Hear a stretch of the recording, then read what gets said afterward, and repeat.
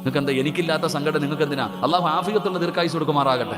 ഇന്ന് ഞാൻ പറയുന്നത് സാബിത്തയുടെ അതിരുവിട്ട സംസാരത്തിൻ്റെ കാര്യം മാത്രമല്ല.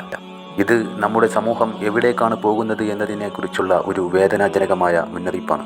ഒരു സ്ത്രീ, ഒരു യൂട്യൂബ് ചാനൽ, ആദ്യം ശ്രദ്ധ, പിന്തുണ, കയ്യടി. പക്ഷേ പതുക്കെ പതുക്കെ, വളരെ പതുക്കെ ആ ചാനൽ വിശ്വാസത്തെ കുത്തിവെക്കുന്ന ഒരു വേദിയായി മാറുകയായിരുന്നു. ഉസ്താദുമാരെക്കുറിച്ച്, ദീൻ പഠിപ്പിക്കുന്നവരെക്കുറിച്ച്, മുസ്ലിം സമൂഹം തലമുറകളായി ആദരിച്ചു വന്ന പണ്ഡിതന്മാരെക്കുറിച്ച് വിമർശനമല്ലായിരുന്നു അത്. അവിടെ പലപ്പോഴും അത് അവഹേളനമായിരുന്നു, പരിഹാസമായിരുന്നു. അവരത് നിഷ്പ്രയാസം പറഞ്ഞു പോയെങ്കിലും വിശ്വാസിയുടെ നെഞ്ചത്ത് കുത്തുന്ന വാക്കുകളായിരുന്നു അത്. ഒരുപാട് ആളുകൾ വേദനിച്ചു, ഒരുപാട് ആളുകൾ മൗനം പാലിച്ചു. ഒടുവിൽ ചിലർ പറഞ്ഞു, ഇത് മതി, ഇനിയും സഹിക്കാൻ പറ്റില്ല. അവിടെ നിന്നാണ് സംഭവങ്ങളുടെ ദിശ മാറിയത്. ഇന്ന് ആ ചാനൽ യൂട്യൂബിലില്ല, സെർച്ച് ചെയ്താൽ കാണാനില്ല, ലിങ്കുകൾ തുറക്കില്ല. ഇതിന് സാബിതാത പറയുന്നത് എൻ്റെ പാസ്വേഡ് മറന്നു പോയത് കൊണ്ടാണെന്നാണ്. ഒരിക്കലും അങ്ങനെ സംഭവിക്കാൻ വഴിയില്ല. യൂട്യൂബ് ആ ചാനൽ എടുത്തു കളഞ്ഞിരിക്കുന്നു.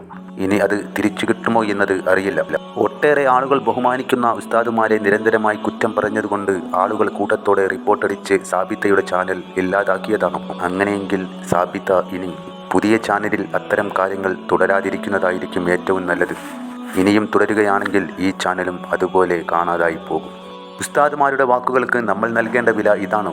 അവരെ പൊതുവേദിയിൽ തകർക്കുന്ന ശൈലി ഒരിക്കലും അംഗീകരിക്കപ്പെടേണ്ട ഒന്നല്ല. ഇസ്ലാം നമ്മെ പഠിപ്പിച്ചത് ഇതാണോ? അറിവുള്ളവരെ അപമാനിക്കൂ എന്ന്, ദീൻ പഠിപ്പിക്കുന്നവരെ പരിഹസിക്കൂ എന്ന്? ഇല്ല, ഒരിക്കലുമില്ല. ഉസ്താദുമാർ മാലാഖമാരല്ല, അവർക്കും തെറ്റുകളുണ്ടാകാം. പക്ഷേ തെറ്റ് ചൂണ്ടിക്കാണിക്കുമ്പോൾ പോലും അതവുണ്ടാകണം. ഒരു വേളയിൽ ഈ സ്ത്രീ തന്നെ പറയുന്നു, ഇവർ നബി സല്ലല്ലാഹു അലൈഹി വസല്ലമ തങ്ങളെ സ്വപ്നത്തിൽ കണ്ടുവെന്ന്. സാബിത്ത കണ്ടു മക്കളെ എന്ന് പറയുമ്പോൾ സാബിത്തയുടെ ചാടിക്കളി ഞങ്ങളും കണ്ടു. എങ്ങനെയാണ് നബി തങ്ങളുടെ പേരിൽ ഇവർക്ക് കളവ് പറയാൻ കഴിഞ്ഞത്? സത്യത്തിൽ നിങ്ങൾ നബിയെ സ്വപ്നം കണ്ടെങ്കിൽ ഒരിക്കലും ഇത്തരത്തിൽ പൊതുവേദിയിൽ മുഖം കാണിച്ച് വരുവാനുള്ള മാർഗം നിങ്ങൾ തിരഞ്ഞെടുക്കില്ല. അത്തരത്തിൽ പ്രവർത്തിക്കുന്ന ഒരാൾക്ക് ഒരിക്കലും തന്നെ പ്രവാചകനെ സ്വപ്നം കാണാൻ കഴിയുകയുമില്ല. നബിയുടെ പേരിൽ കള്ളം പ്രചരിപ്പിച്ചാൽ അവരുടെ ഇരിപ്പിടം നരകത്തിൽ ഉറപ്പിച്ചു കൊള്ളട്ടെ. അങ്ങനെ സാബിത്താക്ക് ഇനി ചാനലിലൂടെ മിണ്ടാൻ കഴിയില്ല. അവർ സാബിറ വ്ലോഗ് എന്നൊരു പുതിയ ചാനൽ തുടങ്ങിയിട്ടുണ്ട്. അവരെ ഇഷ്ടപ്പെടുന്നവർ അവർക്ക് സപ്പോർട്ട് നൽകിക്കോളും. പക്ഷേ ഒരിക്കലും സാബിത്ത ഇനി പഴയ പ്രവണത തുടരാൻ നിൽക്കരുത്. അങ്ങനെയെങ്കിൽ ഈ ചാനലിൻ്റെ ഗതിയും അതോ ഗതിയായി മാറും. പ്രിയപ്പെട്ട സിറാജുദ്ദീൻ കാസിമി ഉസ്താദിനെ പറഞ്ഞപ്പോഴും ഉസ്താദ് ഒരു വേദിയിൽ പറഞ്ഞത് അവർക്ക് അള്ളാഹു പൊരുത്തപ്പെട്ട് നൽകട്ടെ എന്ന്. ഇവരാണ് ഉസ്താക്കന്മാർ. നമ്മൾ മാതൃകയാക്കേണ്ടതും ഇവരെ തന്നെ. അവരുടെ വാക്കുകൾക്ക് വലിയ വിലയുണ്ട്. എന്റെ വായിലിട്ടിട്ട് സിറാജ് ഉസ്താദേ എന്ന് പറഞ്ഞ് പ്രസംഗിക്കണ ഒരു ഉമ്മ ഉണ്ട്. അള്ളാഹു അതിന് ആഫിയത്തുള്ള ദീർഘായുസ്സ് കൊടുക്കുമാറാകട്ടെ. ഒരു ആമീൻ പറയുന്നേ. നിങ്ങൾക്ക് എന്താ? എനിക്കില്ലാത്ത സങ്കടം നിങ്ങൾക്ക് എന്തിനാ? അള്ളാഹു ആഫിയത്തുള്ള ദീർഘായുസ്സ് കൊടുക്കുമാറാകട്ടെ. ഇവിടെ നമ്മളെപ്പോഴും നമ്മളെ കുറ്റം പറയുന്നവർക്ക് വേണ്ടി നമ്മൾ ദുആ ചെയ്യണം. നമ്മളെ സങ്കടപ്പെടുത്തുന്നവർ, നമ്മളെ വേദനിപ്പിക്കുന്നവർക്ക് വേണ്ടി നമ്മൾ എപ്പോഴും ദുആ ചെയ്യണം. കാരണം എന്തേ? അവർ പറയുന്നത്, സിറാജ് നീ ചെയ്യുന്ന നന്മ കൊണ്ട് സ്വർഗത്തിൽ പോകാൻ പറ്റൂല, എൻ്റെത് കൂടെ നിനക്ക് തരാമെന്ന് പറഞ്ഞ് സഹായിക്കുമ്പോൾ വേണ്ടെന്ന് പറയുന്നത് എന്തിനാ?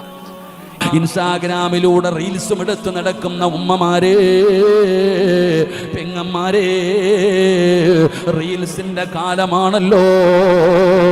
എവിടെ നോക്കിയാലും റീൽസാണ്, എവിടെ നോക്കിയാലും റീൽസാണ്. ഉമ്മയുടെ റീൽസ് മകളെടുക്കുന്നു, മകളുടെ റീൽസ് ഉമ്മയെടുക്കുന്നു, പരസ്പരം ഷെയർ ചെയ്യുകയാണ്. വല്ലാത്ത കാലഘട്ടമാണ്. പ്രായം ചെന്ന ഉമ്മമാര് പോലും ട്രോളാറുണ്ടടോ. ഉമ്മമാര് പോലും പടച്ചവനെ 50, 40, 50, 60 വയസ്സ് കഴിഞ്ഞ ഉമ്മമാര് പോലും പടച്ചവനെ നിങ്ങൾ സന്തോഷിക്കണ്ട.